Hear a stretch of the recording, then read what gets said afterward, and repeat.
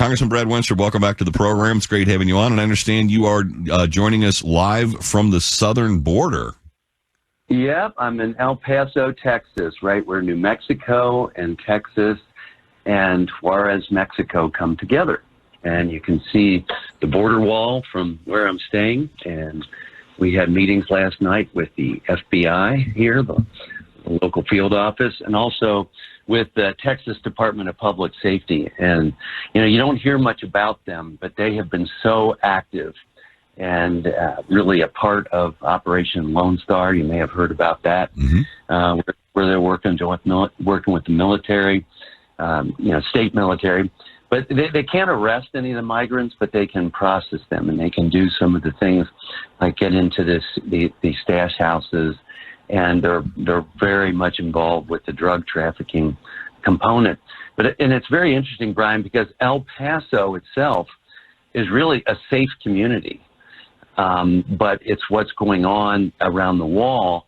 It's really affecting more places like Ohio than it is El Paso itself. And you go right across to Juarez, where the cartels are so ingrained, and the murder rate over there is incredible, and in hundreds. Yet the ones in El Paso, the deaths in El Paso for murder, they said there was about 10 last year. Oh. And unless someone was caught up in crossfire, these were all cartel-related as well. And so it's kind of interesting to see really a relatively normal, safe community, but the cartels are that's part of the problem.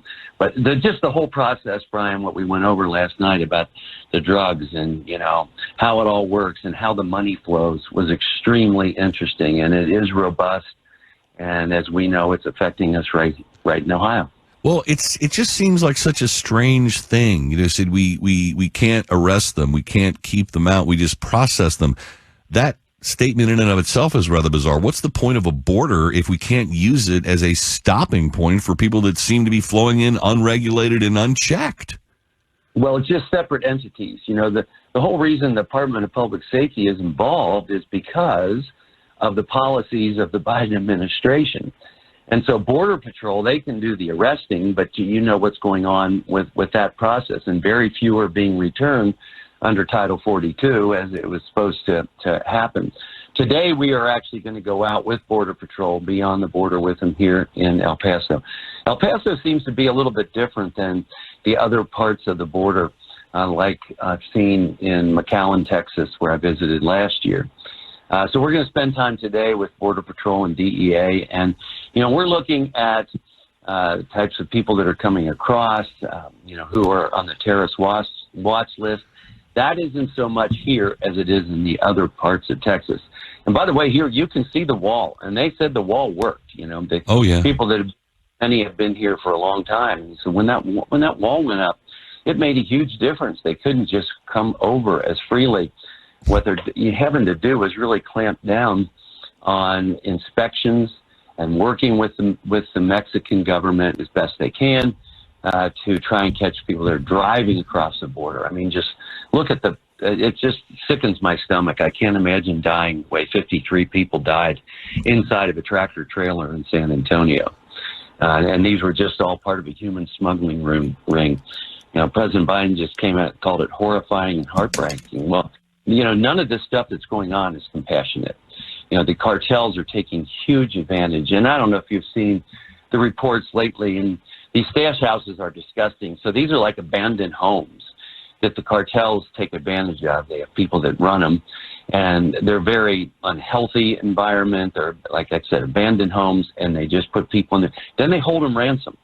Like, okay, now you're in the United States. Now we've got you here, and we're not going to let you go until you come up with $10,000. So whether that's from people here in the United States, people sending it over from Mexico, it's an unbelievable process, and the cash flow is unbelievable. So the cash, though, is being laundered in Mexico. So the relationships are all over, and every step of the way of how they're bringing the drugs in, the fentanyl, et cetera. And you have, people at every step of the way, Brian, who I'm only taking it from here to here, and I meet somebody in a mall, and then I'm gone. and then the cash goes back in the form of cash. It's really unbelievable, the business process that they have here.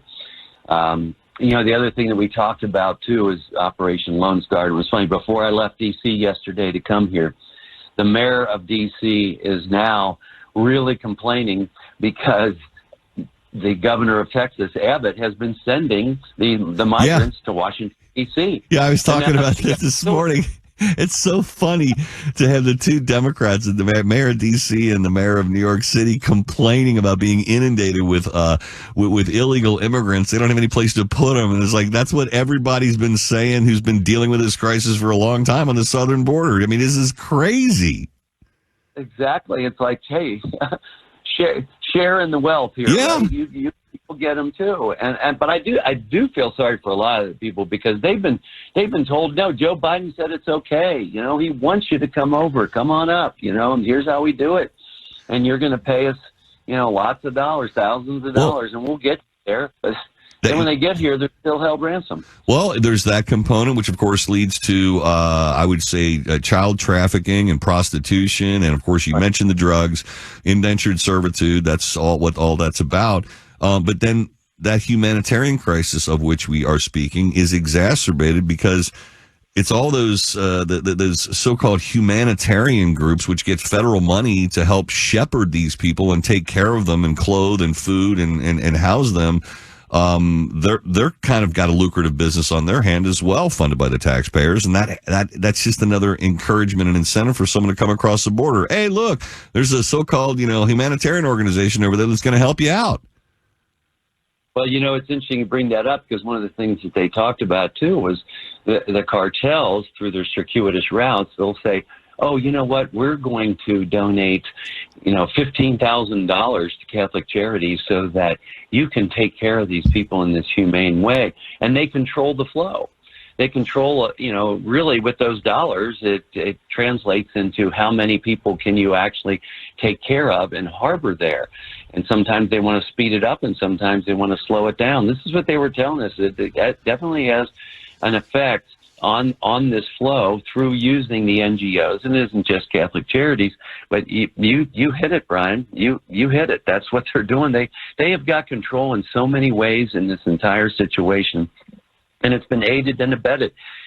Look, the Border Patrol in just 22 arrested over 20,000 people crossing the border with criminal convictions, over 500 gang members, over 50 people that were on the terror watch list.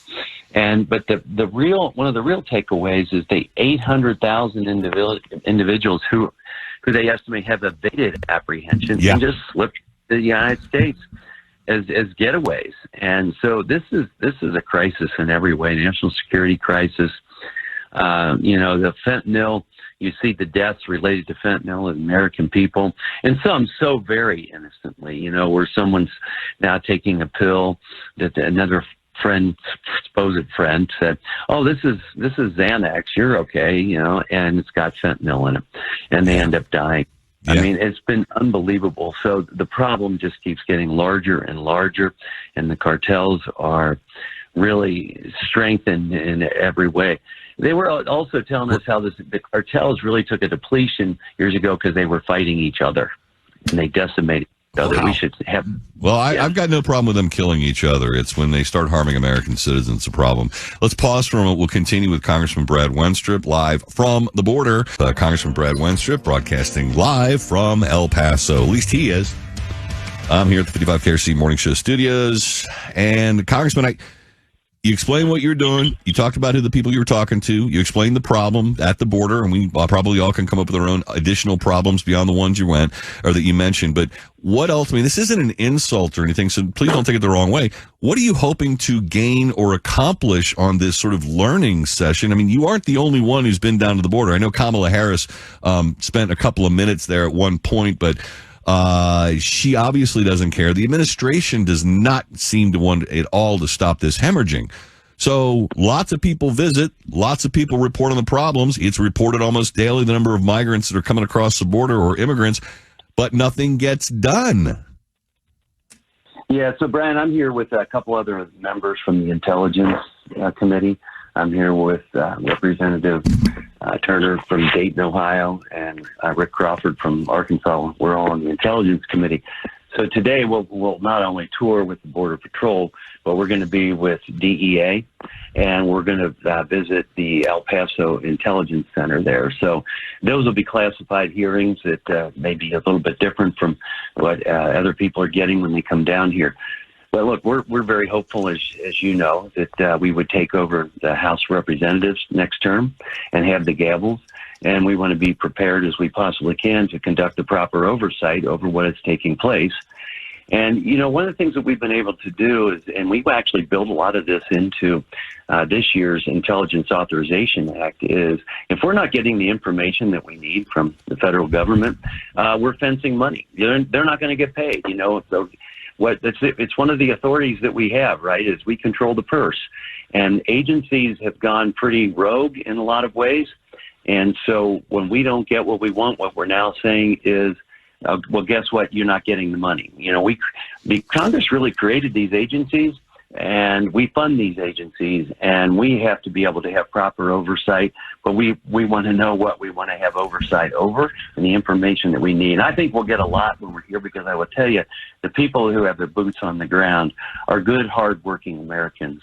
Our Border Patrol, I mean, these people are doing everything that they possibly can to do this job right. And so, but they just don't have enough. And, you know, when too much of this ends up being catch and release, it's a real problem. Well, one of the things that we came away with last night in our conversation is we have the laws.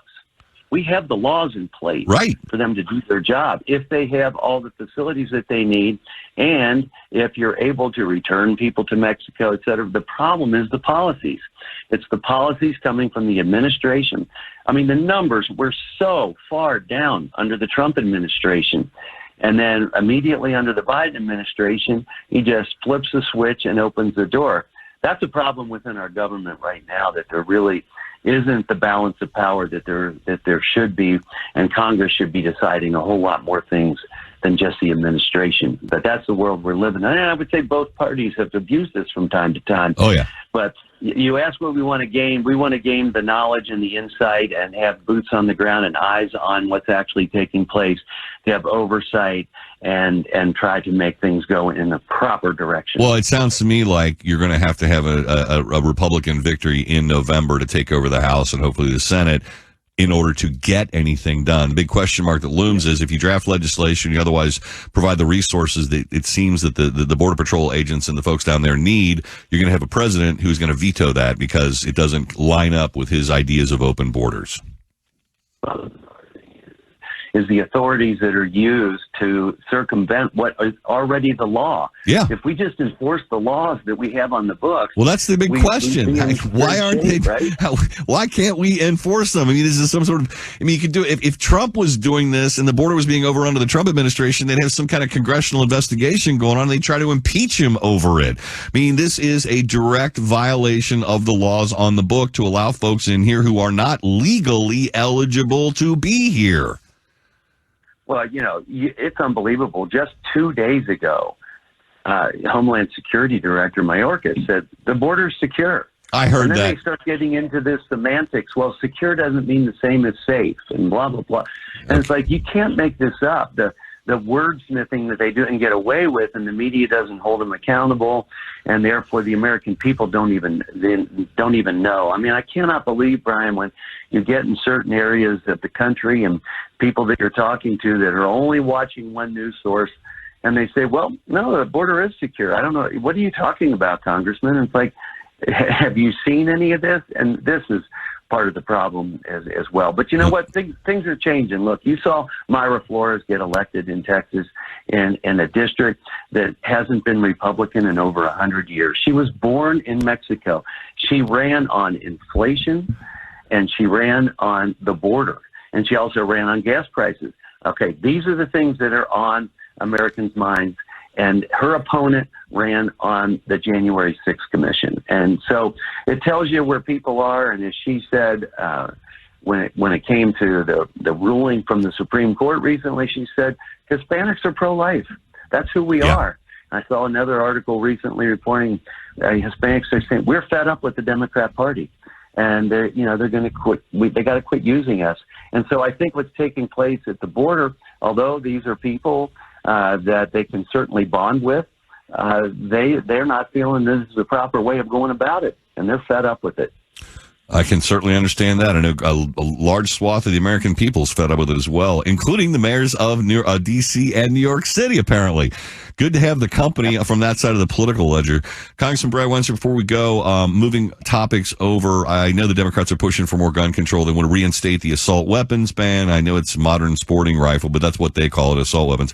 Do they even have the votes to get that passed? I doubt that they do in the Senate, but I'm just wondering, there's got to be Democrats in the House that aren't going to line up in favor of this.